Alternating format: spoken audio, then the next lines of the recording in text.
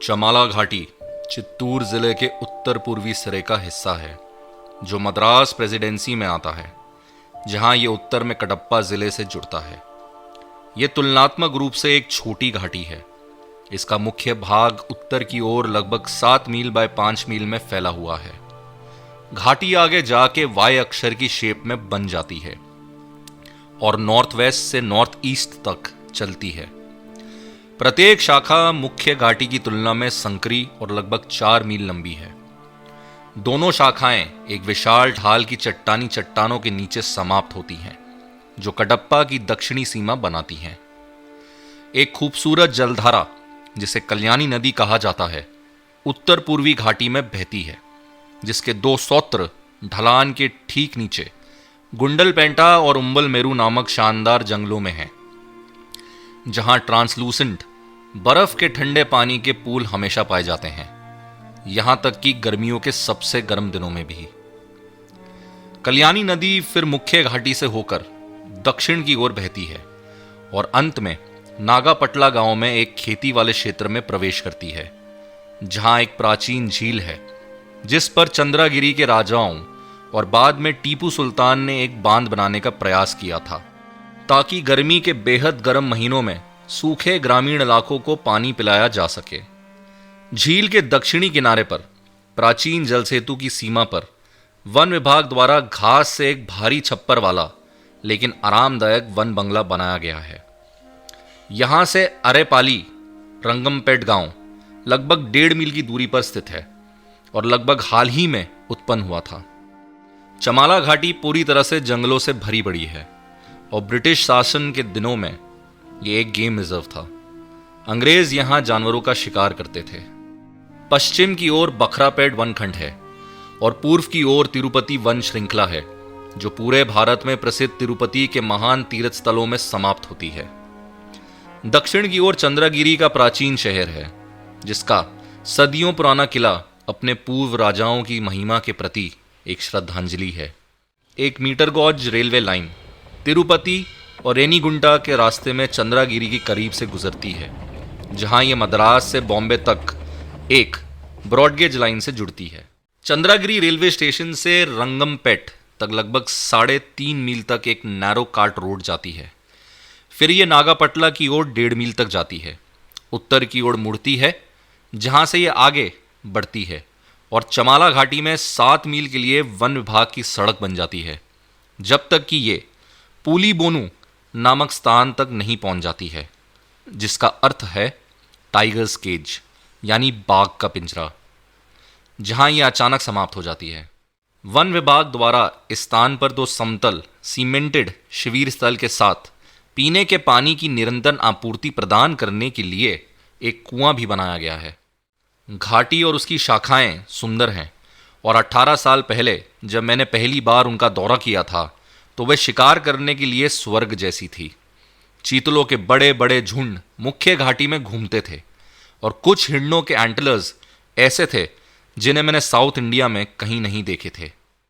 पश्चिम में बखरापेट पर्वतमाला और पूर्व में तिरुपति पर्वतमाला तक फैली तलहटी शानदार बड़े सींग वाले सांबर का घर थी। यहाँ काला या स्लॉथ बैर हर जगह पाया जाता है, लेकिन ढाल के नीचे घने जंगल में यह विशेष रूप से खतरनाक था। काकड़ अर्थात बाकिंग डियर यहाँ प्रचुर मात्रा में थे। मुख्य घाटी का उत्तर पूर्वी क्षेत्र बाघ की नियमित बीट थी, जो बखरापेट रेंज से आता था, घाटियों से गुजरता था, ढलान को पार करता था और कडप्पा के जंगलों से मामंदूर रेंज और आगे सेटी गुंटा तक जाता था। पैंथर हर जगह थे और यह क्षेत्र पी फाउल और जंगली मुर्गों से भरपूर था। विशेष रूप से ये बहुत अधिक संख्या में थे। यह दक्षिणी भारत का एकमात्र जंगल था जहां मैंने जंगली मुर्गों को दोपहर के समय भी और नियमित रूप से रात के 2 बजे और लगभग सुबह के 4:30 बजे भी बांग देते हुए सुना था। सूर्योदय और सूर्यास्त के समय उनकी बांग सामान्य थी। इस शांतिपूर्ण क्षेत्र में एक दिन 1937 की शुरुआत में एक धारीदार आतंक का जन्म हुआ, जिसके बारे में मैं आपको बताऊंगा। वह एक सामान्य आकार का बाघ था और उसके पैरों के निशानों से ऐसी कोई विकृति यानी डिफॉर्मिटी का संकेत नहीं मिला जो मानव मांस के प्रति उसके पक्षपात का कारण हो। वह अचानक ही प्रकट हो गया था। किसी को नहीं पता था कि कहां से। न ही दूर या आसपास के किसी भी वन क्षेत्र में इस नरभक्षी बाघ की गतिविधियों के बारे में कोई अफवाह भी सुनी गई थी। जल्द ही यह ज्ञात हो गया कि एक आदमखोर घाटी में प्रवेश कर चुका था, क्योंकि उसने गुंडलपेंटा के तालाबों के पास एक बांस काटने वाले को मार डाला था और पूरी तरह से उसे खा लिया था। इसके बाद 3 दिनों के भीतर उसने नागापटला और पोलीबुनु वन ट्रैक पर एक यात्री को व्यावहारिक रूप से पूरी तरह से निगल लिया था। इसके बाद उसकी हत्याएं छिटपुट और अनियमित हो गई थी, जो 3 घाटियों में फैली हुई थी, जहां उसने लगभग 6 महीने के अंतराल में कुल मिलाकर 7 लोगों को मार डाला और खा लिया, या ये कहूं आंशिक रूप से निगल लिया था। एक दिन बखरापेट के फॉरेस्ट रेंज ऑफिसर, जिसके क्षेत्र में चमाला घाटी शामिल थी, अपने निरीक्षण के दौरे के दौरान नागापटला के वन बंगले में निवास करने के लिए जा रहे थे। उन्होंने बैलगाड़ी से यात्रा की, जिसमें वे अपना व्यक्तिगत सामान और अन्य चीजों को ले जा रहे थे, जिनका उपयोग वे 2 सप्ताह की अवधि के लिए नागापटला में रहने के दौरान करते। शाम के 5 बजे थे और गाड़ी वन बंगले से मुश्किल से 2 मील की दूरी पर थी। तभी एक बाघ गाड़ी के सामने सड़क पर आ गया। मुझे आपको बताना चाहिए था कि बखरापेट से नागापटला तक जाने वाली ये सड़क व्यावहारिक रूप से अपनी पूरी लंबाई तक रिजर्व फॉरेस्ट से होकर गुजरती है और इसके अंतिम 2 मील चमाला घाटी की शुरुआत में ही आते थे। अपने सामने सड़क पर बाघ को देखकर गाड़ी चालक ने अपना वाहन रोक दिया और अपने साथ मौजूद रेंज अधिकारी और वन रक्षक को बुलाया। क्योंकि गाड़ी ढकी हुई थी और वे अंदर थे, इसलिए दोनों ने नहीं देखा कि सड़क पर एक बाघ था। तीनों लोगों ने चिल्लाना शुरू कर दिया जब बाघ सड़क के किनारे की साफ जगह पर चलते हुए दिखाई दिया। जब वह गाड़ी के पास से गुजरा, तब अंदर मौजूद 2 लोगों की नजर उस पर पड़ी। इस समय वन रक्षक बिना किसी स्पष्ट कारण के गाड़ी से बाहर कूद गया और जानवर को डराने के लिए अपने हाथ हिलाने और चिल्लाने लगा। हालांकि उसने अपनी किस्मत खुद ही तय कर ली थी, क्योंकि छोटी छोटी दहाड़ों के साथ टाइगर ने हमला किया और उसे अपने जबड़ों में जकड़ लिया और छुपते हुए जंगल में वापस चला गया। सब कुछ इतना जल्दी और अचानक हुआ था कि रेंज अधिकारी के पास कुछ भी करने का मौका नहीं था। हालांकि वह किसी भी स्थिति में क्या कर सकता था, यह समस्याग्रस्त था, क्योंकि वह खुद निहत्थे थे। फिर गाड़ी को बहुत जल्दबाजी में नागापटला की ओर ले जाया गया, लेकिन अगली सुबह तक एक बड़े समूह को कुल्हाड़ी और डंडों के साथ इकट्ठा नहीं किया जा सका, जो उस दुर्भाग्यपूर्ण वन रक्षक को खोजने का प्रयास करते या उसके शरीर का जो कुछ भी बचा था उसे ढूंढते। अंत में उसके अवशेष सड़क से 200 गज से भी कम दूरी पर एक नाले में पाए गए। केवल उसका सिर, हाथ, पैर और उसकी खून से सनी और फटी हुई खाकी वर्दी और उसकी हरी पगड़ी ही कहानी बताने के लिए बचे थे। पगड़ी वहीं पड़ी थी जहां वह गिरी थी, जब बाघ अपने शिकार के साथ सड़क के किनारे की खाली जगह पर कूद गया था। इस त्रासदी पर बहुत ज्यादा ऑफिशियली ध्यान दिया गया और उसे पूरे देश में प्रेस द्वारा प्रकाशित भी किया गया था। आदमखोर को नष्ट करने के लिए सरकार द्वारा इनाम की पेशकश की गई थी और स्थानीय और मद्रास शहर से कई साहसी शिकारी टाइगर को नष्ट करने के लिए चमाला घाटी में आ पहुंचे। लेकिन इसकी आखिरी हत्या के बाद उसे पता चल गया था कि उसने लोगों का ध्यान अपनी ओर बहुत आकर्षित कर लिया था, तो बाघ कुछ समय के लिए पूरी तरह से गायब हो गया था और घाटी में कहीं भी उसका कोई निशान नहीं पाया जा सका था। धारणा यह थी कि ये या तो उत्तर की ओर ढलान को पार करके कडप्पा जिले में भाग गया था या बखरापेट और तिरुपति ब्लॉक में भटक गया था। पूरा इलाका अलर्ट पर था, लेकिन अगले 2 महीनों तक जानवर के बारे में कुछ भी सुना नहीं गया। फिर एक दिन एक रेलवे गैंगर यानी सुपरवाइजर अपने गश्ती दल के टर्मिनल पॉइंट पर रिपोर्ट करने में विफल रहा, जो उस दिन मामंदूर स्टेशन के पास ब्रॉडगेज रेलवे ट्रैक पर गश्त कर रहा था और चमाला घाटी के नॉर्थ ईस्ट में लगभग 18 मील की दूरी पर था। 1-2 दिन तक उसके गायब होने पर विशेष रूप से कोई ध्यान नहीं दिया गया, क्योंकि पूर्व में छोटी छोटी बातों पर अचानक गायब रहना आम बात थी। लेकिन जब उसके बाद भी वह आदमी सामने नहीं आया, तो मामले को अधिक गंभीरता से लिया गया और उसे ढूंढने की कोशिश करने के लिए एक पार्टी भेज दी गई।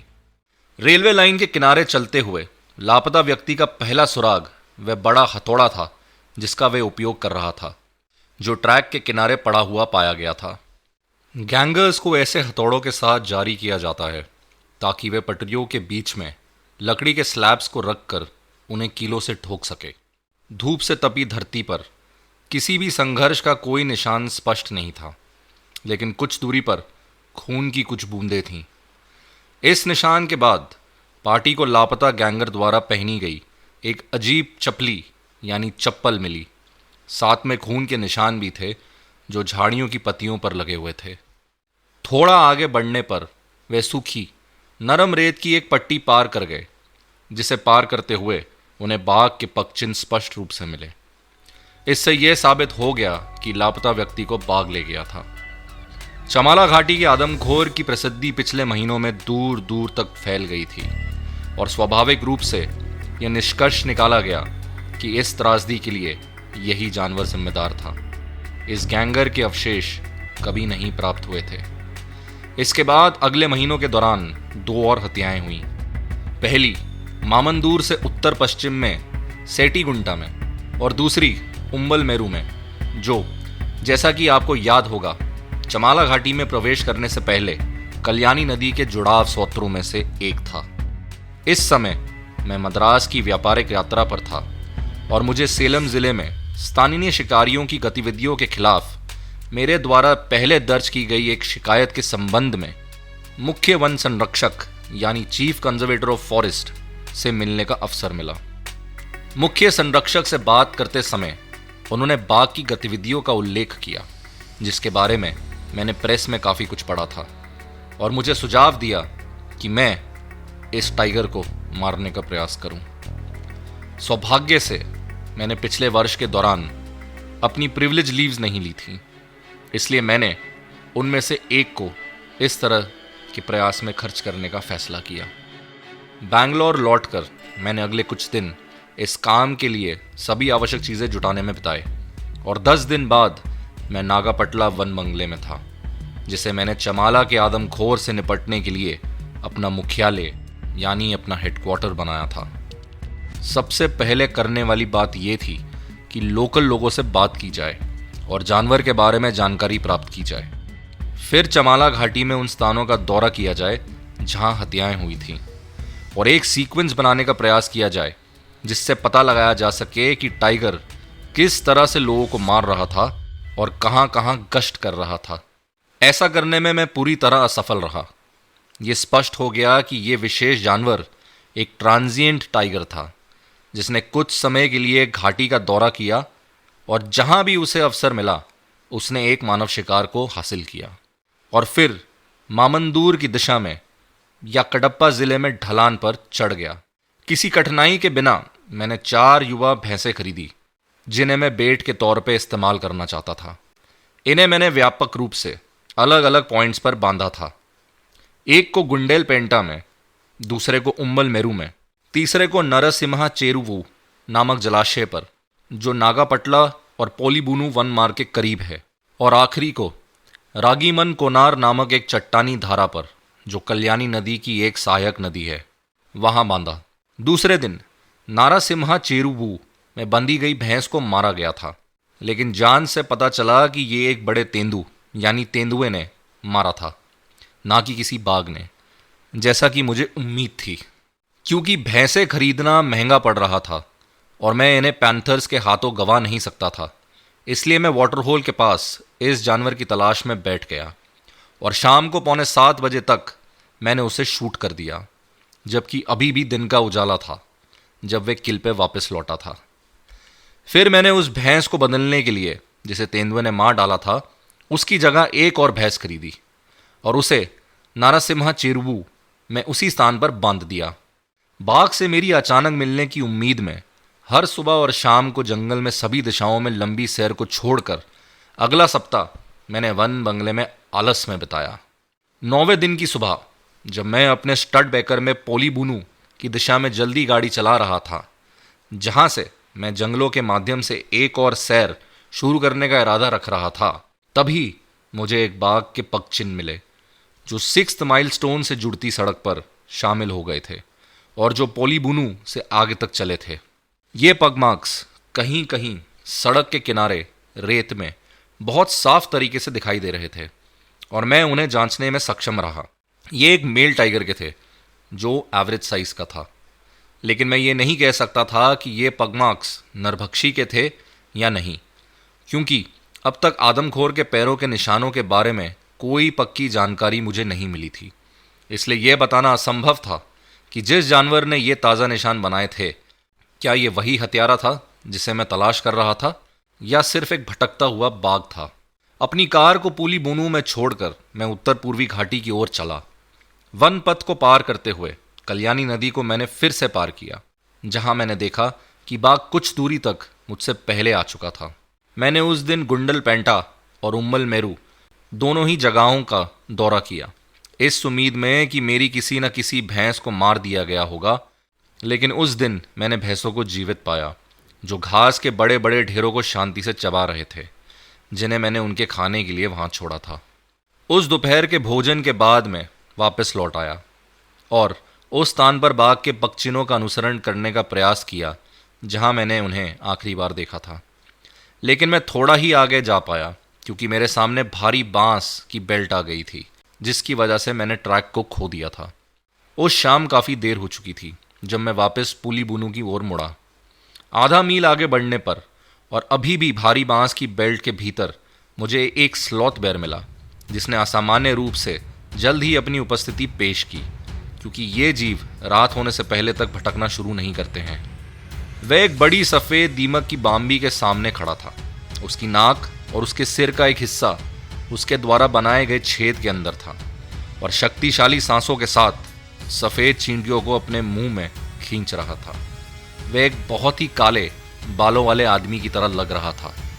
वह अपने प्रयासों में जो आवाज़ें निकाल रहा था वह उन लाखों मधुमक्खियों की बिनबिनाहट से मिलता जुलता था। मैं भालू के काफ़ी करीब आ गया था, फिर भी उसने मुझे नहीं देखा। वह अपने कार्य में काफ़ी व्यस्त था। मैं और करीब जा सकता था, लेकिन इसका मतलब यह होता कि अगर उसे मेरी उपस्थिति के बारे में पता चलता तो वह शायद मुझ पर हमला कर देता और तब मुझे उसे गोली मारनी पड़ती।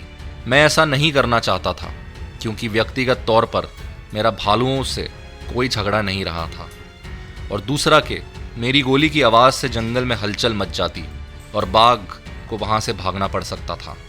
इसलिए मैं लगभग 40 गज की दूरी पर रुक गया और ज़ोर से खांसने लगा। भालू ने मुझे खांसते हुए सुना। उसने सूंघना बंद कर दिया और अपने पिछले पैरों पर इधर उधर घूमता रहा और मेरे सामने एक ऐसे भाव के साथ आया जो कम से कम हम इतना तो कह सकते हैं कि मनोरंजक था। उसमें झुंझलाहट, भय, क्षोभ और नाराजगी स्पष्ट रूप से झलक रही थी। एक पल के लिए उसने मुझे देखा और अपने पिछले पैरों पर और भी ऊपर उठते हुए खड़ा हो गया। मैंने पहले सोचा कि वह अंधाधुंध मुझ पर हमला करेगा, जो कि पास से परेशान किए जाने पर एक स्लॉथ बेयर करता है, लेकिन बेहतर निर्णय की जीत हुई। वह चारों खाने चित हो गया और एक काले बालों वाली गेंद की तरह लौटते पोटते उफ उफ उफ बड़बड़ाते हुए वहां से चला गया। अगली सुबह मुझे पोलीबुनु में वापस पाया गया। बाघ के वापस आने के संकेत देने के लिए सड़क पर कोई पगमार्क्स नहीं थे, जिससे यह अनुमान लगाया जा सके कि वह उत्तर पूर्वी घाटी में कहीं था या वह ढलान के पार चला गया था। अपनी कार छोड़कर मैं गुंडलपेंटा की ओर चल पड़ा, लेकिन मुझे अपना बांधा हुआ भैंसा जीवित मिला जो अभी भी घास चबा रहा था। फिर मैं उम्बल मेरू गया और उस स्थान पर पहुंचने पर जहां मेरा दूसरा भैंसा बंधा हुआ था, मैंने पाया कि वो गायब था। जांच के बाद पता चला कि इसे एक बाघ ने मार डाला था, जो पहले मजबूत बांधने वाली रस्सी को तोड़ने के बाद इसे खींचने में सफल रहा था, जिसके साथ मैंने इसे सुरक्षित तरीके से बांधा था। ड्रैग मार्क्स का अनुसरण करना आसान था और लगभग 100 गज आगे बढ़ने के बाद मेरा ध्यान एक कौवे पर गया, जो एक पेड़ की निचली शाखा पर बैठा था और नीचे की ओर देख रहा था। इसका केवल एक ही मतलब हो सकता था कि बाघ वहां अपने शिकार के साथ मौजूद है। यदि वह वहां नहीं होता तो कौवा किसी शाखा पर बैठकर इतनी निराशा से नीचे की ओर देखने के बजाय शव को खाने के लिए नीचे उतरता, जैसे कि वह उस समय कर रहा था। जिस पेड़ पर कौवा बैठा था वहां से एक ढलान दिखाई देती थी, जिस पर घास का एक अच्छा टुकड़ा था और जिसके नीचे एक छोटा सा गड्ढा था जो घनी झाड़ियों से ढका हुआ था। इन्हीं घनी झाड़ियों में कहीं बाघ और उसका शिकार आश्रय लिए हुए थे। इन घनी झाड़ियों के पास सीधा जाना उचित नहीं था और आगे बढ़ते समय बाघ शायद मेरी आहट को सुन लेता और वहां से भाग जाता। दूसरी ओर अगर वह आदमखोर होता तो वह निसंदेह मुझ पर हमला करता और आसपास की झाड़ियों की निकटता और घास की लंबाई के कारण मुझे उसके मुझ तक पहुंचने से पहले उसे रोकने में सक्षम होने की बहुत कम संभावना थी। इसलिए मैं लगभग 50 गज पीछे हट गया और मैंने चक्कर लगाना शुरू कर दिया, जिससे मैं किसी अन्य कोने से या शायद विपरीत दिशा से उस स्थान तक पहुंच सकता था जहां मैं अधिक अनुकूल जमीन से बाघ को देख सकता था। सौभाग्य से एक उथला नाला लगभग उत्तर पश्चिम से उत्तर पूर्व की ओर कल्याणी नदी की प्रारंभिक पहुंच में शामिल होने के रास्ते पर तिरछे रूप से बहता था। इस नाले में दबे पांव ऊपर चढ़ते हुए मुझे जल्द ही अंदाजा हो गया था कि मैं उन घनी झाड़ियों के करीब हूं जिसमें बाघ लेटा हुआ था। अगले 25 गज की दूरी तय करते हुए मैं सावधानी से दाहिने किनारे पर चढ़ गया और मैंने अब अपने आप को उन झाड़ियों से थोड़ी ही दूरी पर पाया। एक इमली का पेड़ मेरे सामने कुछ गज की दूरी पर था और मैं रेंगते हुए उस तक पहुंचा और फिर नीचे की झाड़ियों को देखने की उम्मीद में मैं पेड़ में काफी ऊपर तक चढ़ गया। लेकिन मैं निराश हो गया था क्योंकि मुझे कुछ भी नजर नहीं आ रहा था। मुझे मेरी पोजीशन से कुछ भी दिखाई नहीं दे रहा था, यहां तक कि कौवा भी, क्योंकि जिस निचली शाखा पर वह बैठा था वह बीच की झाड़ियों के कारण अब मुझे दिखाई नहीं दे रही थी। इसलिए मेरे पास यह जानने का कोई साधन नहीं था कि बाघ अभी भी वहीं था या आगे बढ़ गया था। मैं लगभग आधे घंटे तक इसी पोजीशन में रहा, यह आशा करते हुए कि अगर बाघ झाड़ियों से बाहर आएगा तो जंगल के निवासी यानी जानवर अपनी अलार्म कॉल्स द्वारा मुझे बाघ की मूवमेंट्स का संकेत देंगे। अब तक सूरज पूरी तरह से उग चुका था और मुझे पता था कि बाघ जल्द ही उम्बल मेरू के जल कुंडों यानी वाटर पूल्स में से एक की ओर चला जाएगा ताकि वह एक भारी भोजन के बाद अपनी प्यास बुझा सके। तभी मैंने अपनी बाईं ओर एक लंगूर की चीख को 100 गज की दूरी पर सुना। अलार्म कॉल्स को मादा लंगूर की अलार्म कॉल्स के साथ दोहराया गया। चीक चीक चिल्ला रही थी। आखिरकार बाघ चल पड़ा था और अब जंगल के चौकीदार लंगूर ने उसे देख लिया था। मुझे अपने उन रीडर्स को जो भारतीय जंगलों से परिचित हैं, उन्हें लंगूर बंदरों की इंटेलिजेंस के बारे में बताने की कोई आवश्यकता नहीं है। जो लोग इनके बारे में नहीं जानते हैं उन्हें यह जानने में दिलचस्पी होगी कि काले चेहरे और अत्यधिक लंबी पूंछ वाले ये महान लंगूर जंगलों में ट्राइब्स में रहते हैं, जहां वे पूरी तरह से जंगली फलों, कुछ पत्तियों और निश्चित रूप से कैटरपिलर और कीड़ों पर निर्भर होते हैं। लंगूर का मांस बाघों, तेंदुओं और कुछ जंगली ट्राइब्स द्वारा बहुत पसंद किया जाता है। क्योंकि ये मांस खाने वाले जानवर उन्हें खाना पसंद करते हैं, इसलिए उनके द्वारा मारे जाने के डर ने उन्हें जंगल के चौकीदार के रूप में तब्दील कर दिया है, जो हर समय अलर्ट रहते हैं। निगरानी करने के लिए आप एक लंगूर को सबसे ऊंचे पेड़ की चोटी पर सतर्क बैठे और चारों ओर देखते हुए पाएंगे। उसकी देखने की सीमा के भीतर कोई भी हलचल उसकी मनमोहक काली आंखों से बच नहीं पाती। लंगूर जानता है कि उसके कबीले के बच्चों, मादाओं और अन्य सदस्यों के जीवन की सुरक्षा पूरी तरह से उसकी सतर्कता पर निर्भर करता है। अंत में निगरानी चालू रखने के लिए उसकी जगह दूसरे लंगूर के आने के बाद ही वह खुद को खिलाने के बारे में सोचेगा। एक तरह से देखा जाए तो ये निगरानी शिफ्ट्स में करते हैं। लंगूरों की कॉल्स की गूंज की एक सीरीज है जो पहाड़ियों और गहरे जंगल की ढलानों पर गूंजती हैं। हालांकि जब उसे खतरा दिखता है तो जंगल का चौकीदार अलार्म कॉल्स की एक सक्सेसिव सीरीज में चिल्लाता है, ऐसे।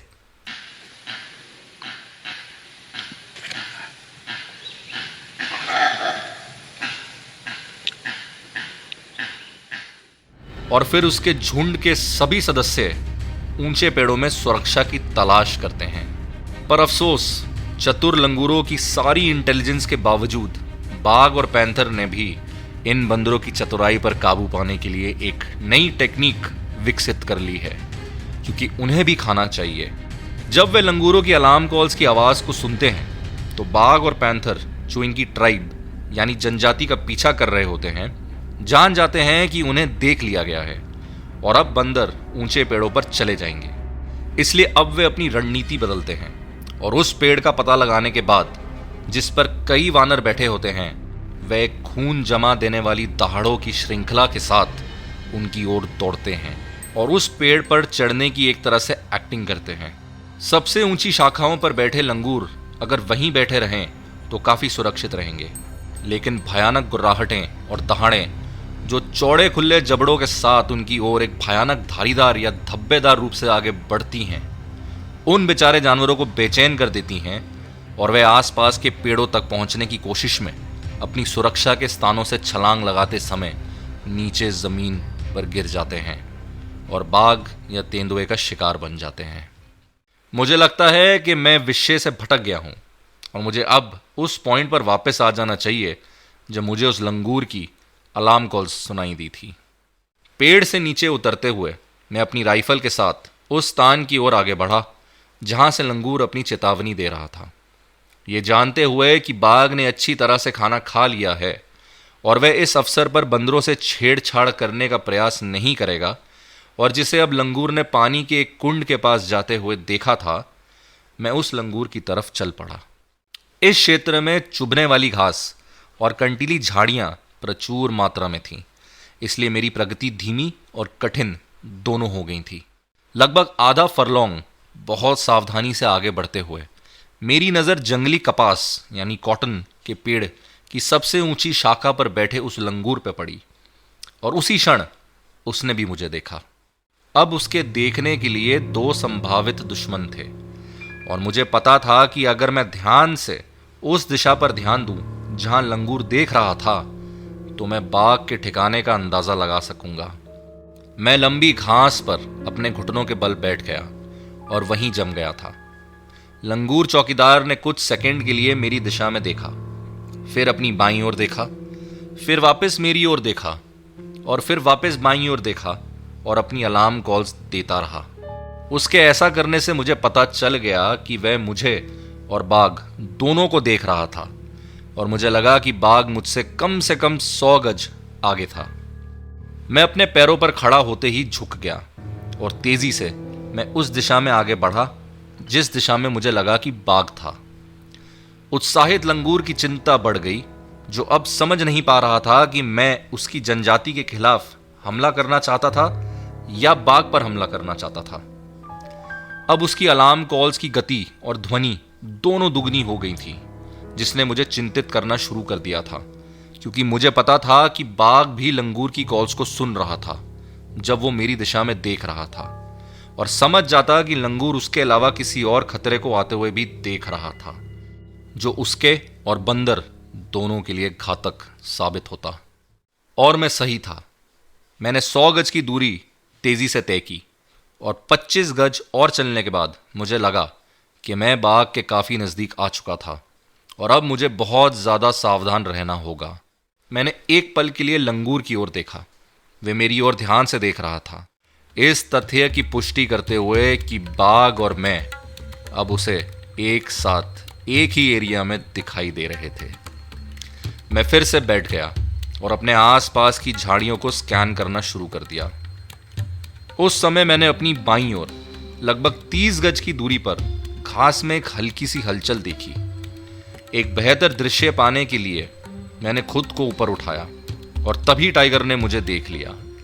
उसके बाद एक हल्की सी गुर्राहट हुई और वह गायब हो गया। मुझे पता था कि अब उसका पीछा करना बेकार और खतरनाक दोनों था, क्योंकि मैंने उसे मेरी उपस्थिति के बारे में आगाह कर दिया था और यह भी कि उसका पीछा किया जा रहा था।